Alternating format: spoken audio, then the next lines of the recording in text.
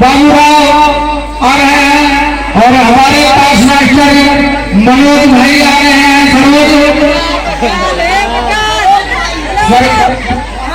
Mahape DJ भाई गलती हो गई होगी।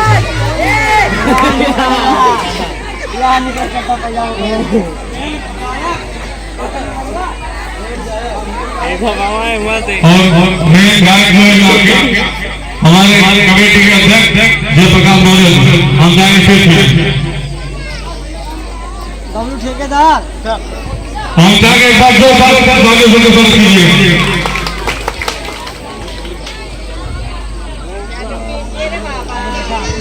क्या ठिकाना है निकल जब रूह जाएगी अपना है बेगाना है न भाई है न बंधु है न कोई आसिया अपना जरा तुम गौर से देखो तो मतलब का जमाना है